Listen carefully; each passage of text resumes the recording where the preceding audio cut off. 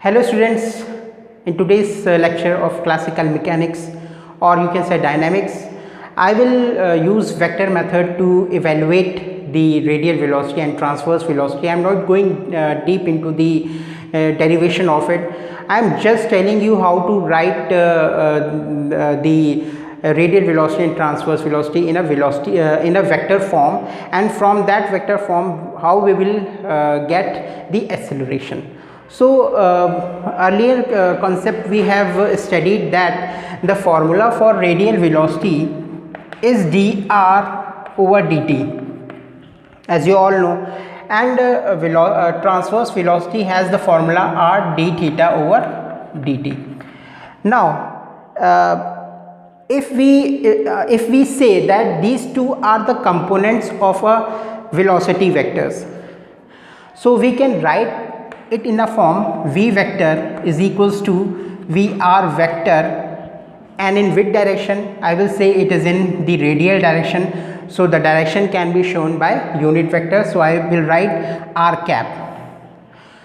And transverse velocity vt vector, and it is in the direction perpendicular to the radial vector, so I will write down n cap as a direction.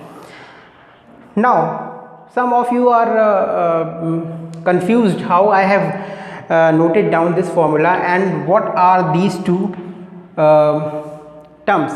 So these two terms are the unit vectors, and unit vectors always shows the direction. So if I show you the geometrical form of this, so I can draw it here. Suppose this is a curve passing through the fixed line, and at a time t the particle is at a point P. If we draw a radius vector r vector along OP, so at this moment the particle has two velocities. One is radial velocities, that is in this direction, and one is transverse velocity, that is perpendicular to this radius vector. So these two are having some directions. So along the radial vector I have given a direction named r cap, and at perpendicular I have given a direction n cap. So these two terms are nothing but what it has appeared in the diagram. So these are nothing but a unit vector which shows the direction of Vr and Vt.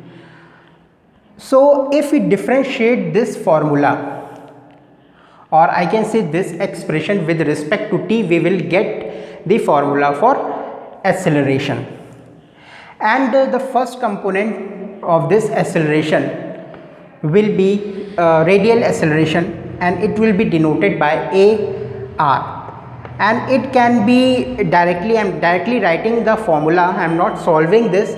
I have just told you to just differentiate this with respect to t, and you will get the acceleration in the radial direction and the transverse direction. So the formula for radial acceleration, I am directly writing it down: d2r over dt square minus r d theta over dt whole square, and the formula for transverse velocity will be 1 by r d over dt bracket r square d theta over dt.